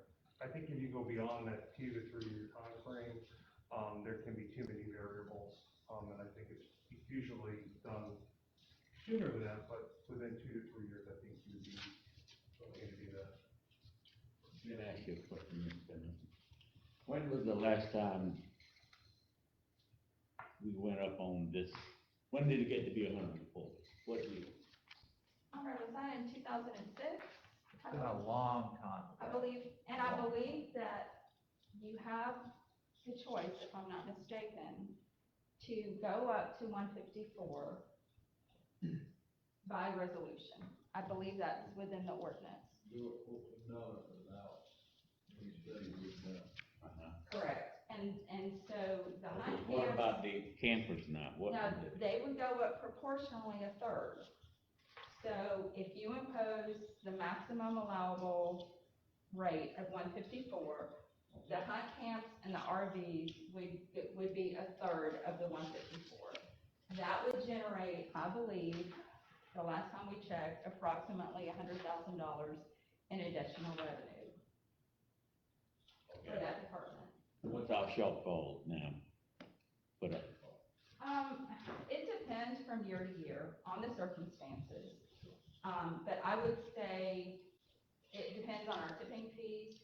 We generally do not budget enough funds for tipping fees. And then when we get towards the end of the year, for the last several years, we've had to come to the board and ask for a reserve from contingency or, from transfer from reserves to cover our tipping fees. Now, by the time the year has completed, it may be that we did not need that entire amount, but we cannot transfer funds from personal services, say, to tipping fees. And we don't always know our expenditures, and Gary can help me with that. Gary, we just don't ever know when, you have a problem with a roll-off truck, when they break pretty big because of the type of vehicle they are. So, and for the last 2 years, if I'm not mistaken, we have been utilizing 1 cent sales tax revenue for capital purchases. That may not be sustainable since the ordinance has been changed, where allowing us to utilize 1 cent sales tax for ambulance services. So that is a challenge we may face. We also will have some increased personnel costs because of the change in the minimum wage. And that is incremental every year. The first year, the impact will not be, unbearable, but every year that impact is going to be greater, not only for that department, but some of our other departments. We can go up to 154 on everybody. And that's $14 more per year, and we can go up $10 a month. Is that 1/3 of 40? What's 1/3 of 40? It would be 1/3 of, About $44, 43. So you're talking 40. but if I may, I think what we're trying to avoid is to get to the point where we're in our last budget workshop, or we're in a public hearing, and realize that we have not addressed an issue. So you can do this in phases. If you wish to do the study, we would have maybe 2 years to implement, and the data would be solid. Or you can wait, there is, I think, a stopgap if you choose to raise the assessment, incrementally, until you get to the point where you do wish to have the study done. Okay, what's the pleasure of the board? I make a motion to do the study. Discussion, Go ahead. I said I was done, but I have to say this. I've got sense enough to know that, you know, we're not generating enough of revenue to cover solid waste. Anybody can look at that and see. And I would be in favor of addressing what we know for sure is C and D. I think that's where I think that our solid waste director would probably agree that that's where we're losing a lot of money. I would agree to that, but, I could not agree to, have an assessment just because we're concerned about hunting camps. Thank you. It's not just about hunting camps. I'd love for Gary to give a little talk on what is going overboard at our dump site.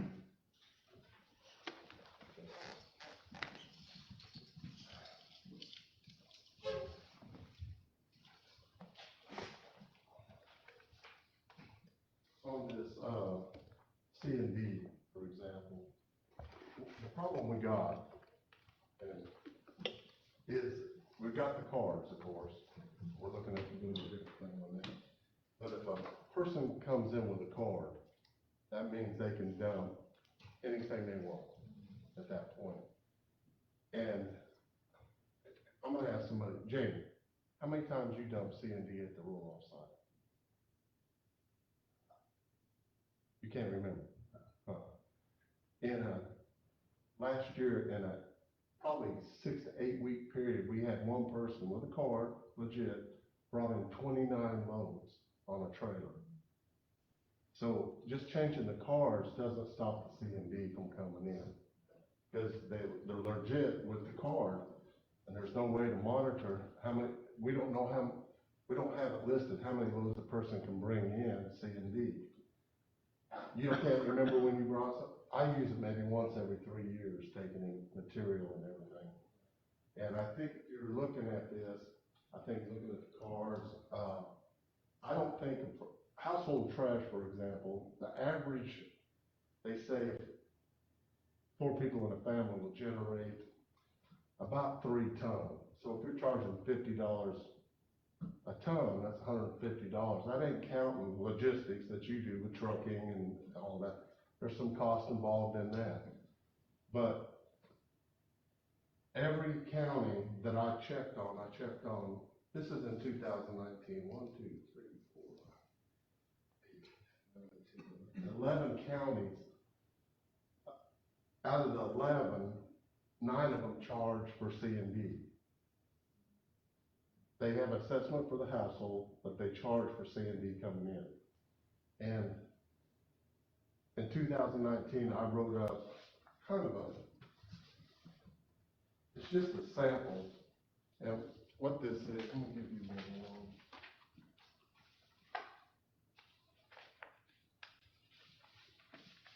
It's just kind of a sample how to, and this is all just trying to work the problem out.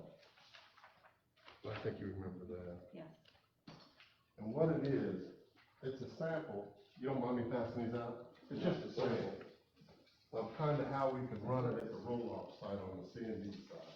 Thank you. We run it by the cubic yard, but if we got a scale, it'd be great. But it's a challenge because it's gonna take, especially with Gary here, we would do the paperwork, we would run the master list, we would give out 3.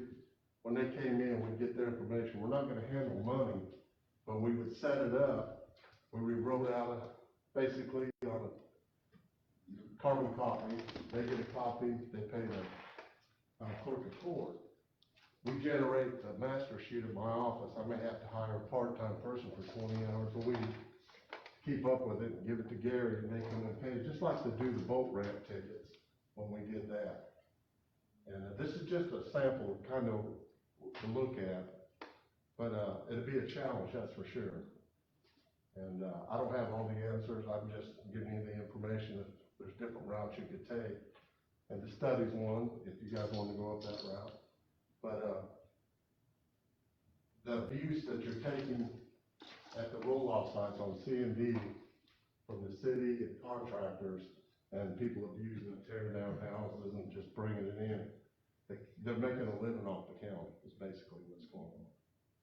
And I don't know how to control it at our level right now. And Gary, if I may, even if you tried to control it at an individual roll-off site, people could very easily take a load to one roll-off site, and if they're told there's no more, then they can just very easily go to a different They do. roll-off site, and that's very difficult to manage. And they'll basically tell the roll, well, you don't take it here, I'll run it to Carlton.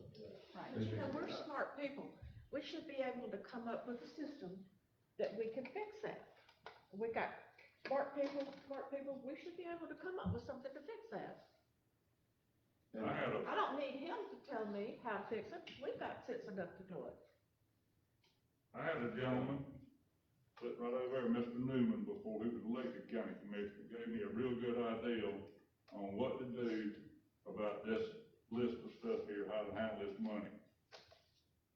They would sell tickets for each one of them things there. Man, he hauled his trailer, he cut trees down in his yard and he hauled limbs, he'd have a ticket. When he went to dump, he would turn that ticket in. I done paid just $16 for this trailer.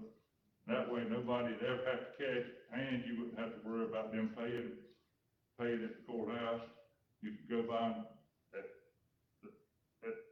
old highway patrol station out there and buy you a book of tickets.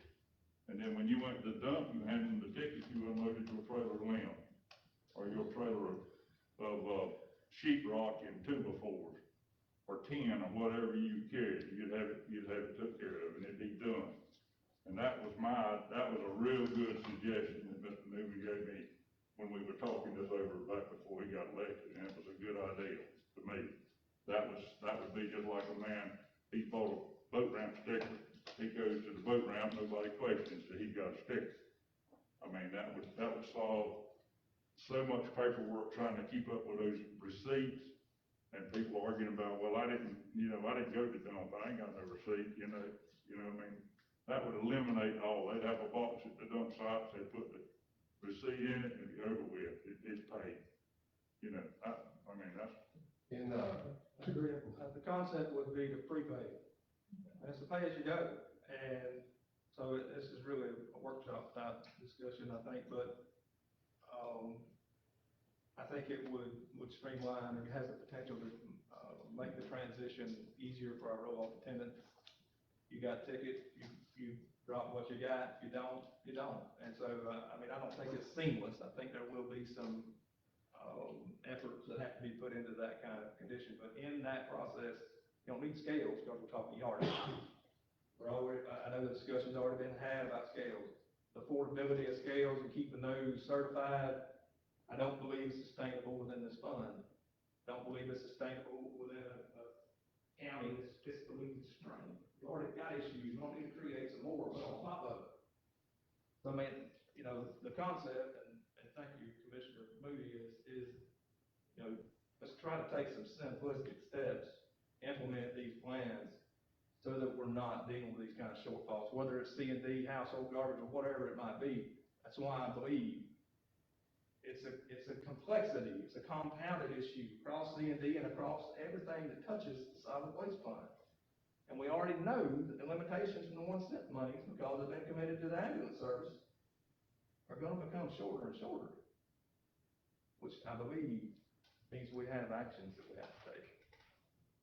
Go ahead. Well, I believe that's such a bad idea that it won't work, is because that would mean that most people would have to say, okay, I'm gonna go buy some tickets because one day I may need to haul off some stuff. So, and then a lot of people are gonna say, well, I don't have that kind of discretionary money to go buy tickets ahead of time. Then you've got the weekender, which you probably know that most of comes in on the weekend when people are not working, they clean their yard, they clean out their sheds, they do all that, so you've got weekend. So then who on the weekend, we don't have an office at the courthouse open, on the weekend, they're gonna go buy a ticket. So what you gonna do? Gonna throw it out in the woods? Are you gonna go down there and argue with your roll-off worker? So I don't think that's a good idea at all. Either way, you're gonna put it on the roll-off attendants in his hands to potentially end up in an argument. And these roll-off sites, that's not where they are. I mean, they don't wanna sit there. I mean, it don't matter what, whether you buy it before or have, I'm not opposed to, doing the tickets before. And the guy having, potentially, hey, on the weekend, if a guy's, somebody didn't go get a ticket, but hey, they got some C and D to bring in. And the attendant being able to, write them out a receipt. But I don't, you get the guy that comes in there and says, I'm not, like you said, argue back with him, I'm not taking that receipt, or says I'm gonna go to another location, or at this point, you end up with somebody driving down the road and just dumping it off on some of your road. So, but I think, still, I'm not opposed to this, but I think back to the study, I think, across the board, we still need to look at this study, and just so we can make a decision, a sound decision on what we need to do going forward. Excuse me, Lawanda, when we used to charge, were you around when that was going on? Yes. Was it, did you get the calls? I mean, people complaining about it, or was it, nobody said a whole lot about it? I don't can't remember. I recall wasn't here. it being a big issue. I think the biggest issue was Controlling the money? controlling the money. And at that time, I believe is when the ordinance was changed, back in, I think around 2006. I think it's 6, yeah.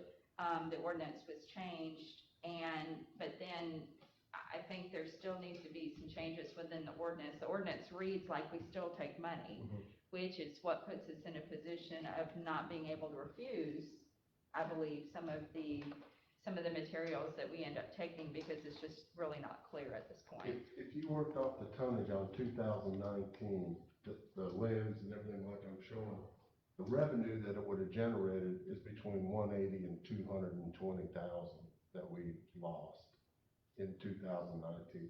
That's if that weight continued at that level, and it seems to be following that pattern every year, about the same. Okay. Thank you, Gary. Okay. Let me tell you what our sum of is. We, one time was charging, in 2015, you said 2006? 2006. Now, we've been having this problem since 2006 and 2021 now. I don't believe it's been a problem since 2006. I believe that in the last several years, you're using the same assessment and your personal services are going up. There's been changes in our health insurance premiums. The wages have gone up, retirement has gone up. And we got to a point where we could not generate enough revenue to capitalize any of our equipment.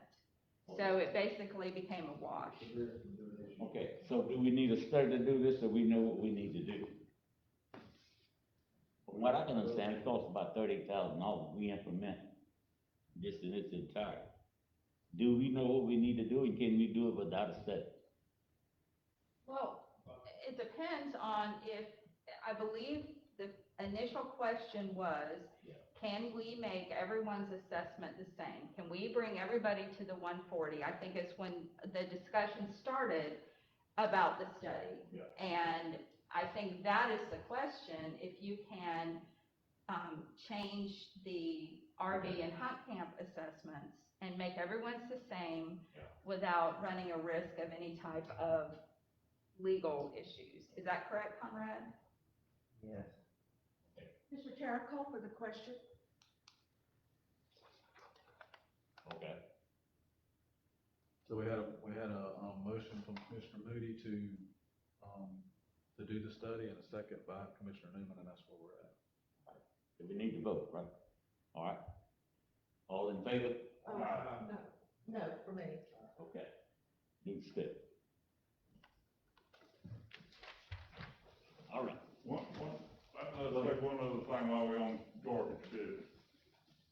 do away with the ticket. We need to have stickers only, where everybody feels like them cards is being passed around. I had a gentleman, I seen him at the dump, I went to the gas station, I come back by, he was unloading a trailer load of limb. When I come back by from the gas station, his buddy was there with a truck and another trailer they were unloading too. And I went up there to them, I know they don't, I know they, you know, do it for a living. One of them had a sticker, one of them had a card. So I went down the road for his. When they left, I followed them back where they were working. They were working about 200 yards right back here, cutting a big tree down in the city. They had them stickers, they was carrying it across from the cemetery side.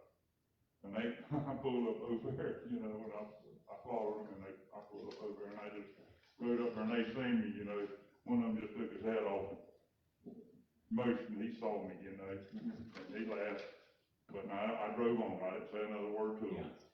You know, you know, I'm not trying to be a cop, I was just convincing myself that there was a bunch of stuff being cut in the city and hauled to our dump site, you know. And that was a big tree, tons of wood was going to that, they worked all day long to get that tree out. And I mean, it was a big tree, a lot of big limbs and, you know, greenery on it. And probably several tons of material went to the roll-off site, you know. So I just wanted to, I would love to see stickers only and do away with that card business. Okay. We'll work that out in the workshop, and so add that into the workshop criteria. I believe that, solid waste collections is on the January workshop, if I'm not mistaken. Okay. Okay. We going to number 23, is that what we got now? Yes, sir. Board to consider approval of request for transfers $21,000 from the reserve to capital jail account to replace the. I'm sorry, we need item 22, I'm sorry. Okay. Yes, sir. Board to consider approval of advertise for the public hearing and adoption of resolution to use uniform method of collection of non-ad valorem assessment as agended by the county minister. This item, I believe, we brought to the board, Mr. Bishop, maybe in October, and at that time, the board did not wish to adopt this resolution because there was no interest in changing the solid waste assessment. But this is just a reminder to the board, since that we're going maybe in a different direction. If there is a desire to change the assessment for next fiscal year, you must adopt this resolution. Today? No, sir, I would need you would need to approve to advertise and schedule a public hearing. And then we would have to advertise for 4 weeks, and the resolution would need to be on the agenda for one of the February meetings. I believe the February 1st meeting, because it must, or maybe the second meeting, it must be adopted prior to March 1st. Also, you know, it's a time that you gotta do it, you know, there's a time sequence, plus, just because you pass the resolution doesn't mean that you can always not do what you do in the resolution. That's a weird way of saying it, but you can back off, for lack of a better term. You know, we've been told that numerous times, I think the resolution's already been prepared. Yes, sir, it has been, and the advertisement. And the advertisement, so it's ready to go if that's what y'all Okay. want So to we do. need this, number 22, we need to be ready to go for. What do we need to do? The board need to do? Motion to approve. Motion approved? Advertise, yeah. Advertise. Got a motion? Got a second? All in favor? All right. Opposed. All right. Number 23, about the backhoe preventer for the county jail. Yes, sir. $21,000. This is a request to transfer funds from the capital jail reserve account to the operational account, to replace the backflow preventer at the county jail. Motion to approve the transfer of $21,000. Motion second, is that they're gonna replace it or repair? Replace. Want to say something while we're on this item right here. Go ahead. We had to do this at the hospital too. Yes. And, it was about the same price, maybe a hair cheaper, but backflow preventer was a lot bigger, but the city of Perry kind of, you know, wanted the double protection for them on the water line, any bad stuff coming back into the water system, but that's why that's taking place. City of Perry requested. You gonna backflow preventative thing? Well, if I may, there actually a facility inspection was done, by Johnson Controls, and they requested, that it be brought up to code. Okay. You know what that is? The backflow preventer. It is something that keeps anything from coming back to the line, main water source line. Like all jails, funeral homes, anything bigger than a 2-inch line gotta have a backflow preventer. That it will not come back into our water system in the city of Perry.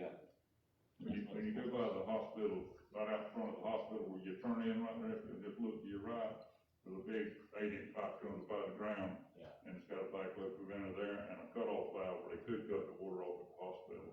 And it goes back in the ground and comes back into the hospital. The protection to Yeah. keep contaminants from going into the system. We did. Okay, county administrator discussion. Need a vote. Oh, you need a vote? Um, Alright, okay, you got it. Thank you. 24, For informational items, I've spoken with most of you individually, but I did want to publicly state that the Perry City Council did approve the request to fund a third of the Zetron console expenditure out at dispatch. We are very appreciative of that. how much was that? Their portion would have been approximately $46,000, I believe. They also indicated during this meeting that they would be interested in joint meetings or workshops, and I know this board had indicated that you would be interested in that as well. So I can work with, the city manager as far as scheduling that, if the board agrees. What's the feeling of the board? Have a time in the city workshop? You hear me? I'm fine with the city coming down with a workshop. Okay. Okay, no problem. We're very pleased with our cooperative relationship, Okay. and that's all I have. You need a motion? That's the motion, or just a? I don't believe so. I think I can just start it, scheduling. Thank you, ma'am. Thank you. Commissioner? Oh, yes, sir, I'd like to say, or echo my sentiments of thank you, and thanks to the Perry City Council and their cost sharing on this equipment. Certainly was something that didn't have to be done, but we are grateful that they'll share in this, finance of this equipment. We appreciate that gesture and, look forward to this workshop where we can continue, seeking those measures where it's possible that we can work together and cost share so that, we have some, spreading of the investment opportunity, we'll call that. Also, I'd like to say, in respect to the pandemic and the vaccine efforts, I want to say thank you very much to the Department of Health, Emergency Management, county staff, our frontline workers, the first responders, folks that are working so hard, and I believe that Office of the Governor is continuing to reach out, and they're working with outside-the-box thinking measures to try to procure those vaccines and get those to the 65 and plus residents as quickly and as safely as possible. I want to thank those that took part in making it available as far as Capitol Hall, the use of that, and I know it was a success. I've spoken with a number of folks that were there. I was there early.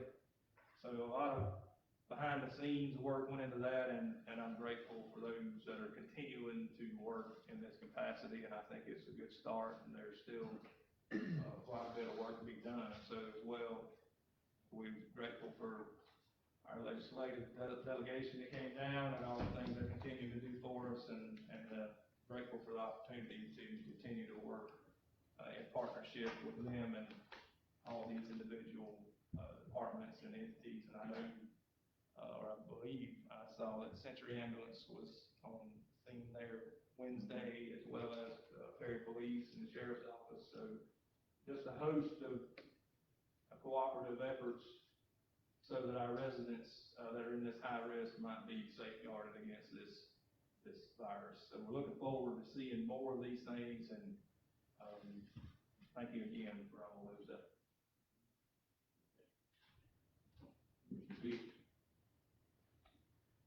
Did we hear from did you do the public? Any, number 20 call? There was nobody from the public. I'm sorry, I missed that. I don't have anything, thank you. Okay. I don't have anything. I don't have anything either. Okay. This is to Commissioner Newman. The Lakeview mediation has been changed to March the 10th at 10 o'clock. As it stands now, it will be virtual, and so if you can do that, it would be at my office. You can come to my office. I believe we can take care of that, Mr. Bishop. Yes, sir. If you can't do it, then of course, Commissioner English is on deck. I'm certain he's capable, but I believe my schedule can sustain. I just want to know that it changed, because it was on April the 2nd, and they're doing that, so. Yeah. If we can schedule an appointment to prepare for that. Yes, sir. At your leisure, Yes, sir. let me know. Yes, sir. I'll take, I got one thing. go ahead. Back on, the item that we voted on when for the GSG, for the CARES Act money, Uh-huh. are you on the board for the senior citizen center? Yes, it's, so they told me. Okay. And I would think we did to change your vote to abstain on that, because 5 of that was going to them. I know it was kind of confusing because it didn't really say that, but the 15 was divided up between 3 different. Yeah. One of them, you may not realize that, so. I forgot when I think it was at the last meeting, maybe, that I mentioned the Meadow Rise Road and the destruction by the dump trucks and all from that mining company. And, I would like, if it's okay with the board, I'd like to ask our administrator if, you could schedule a meeting with the plant manager or whoever's the proper person to see if they, and explain what's happening, how much, we've spent lots of money on that road, and their cars are tearing it up. And see if they would be willing to help us, keep those roads repaired to our standard. What is that road is called? It's not on Ross Road, and, there's a mining company right off there to the right. And, I'm telling you, they keep that road tore up there, and when where it intersects with 98. Yeah.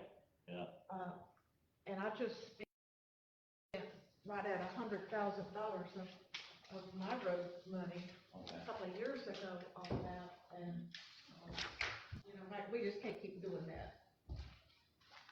Well, I appreciate the commission, appreciate your time and your effort, appreciate the cooperative effort you do to try to get something done for our constituents. All the time we won't agree, but we can be able to know that whatever we do, we try to do what's right. Okay? Now, one thing I did read in the paper this morning, Commissioner Austin the Sheriff, he's resigning from his job that the governor appointed him to. Austin the Sheriff. Oh, yes, yeah. The governor's going to appoint, if he appoint commissioner from Taylor County. With that, what do I hear? Second. All in favor? It is.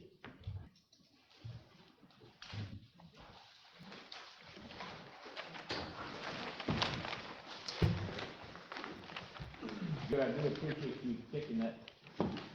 We got you covered. Bring that $5,000.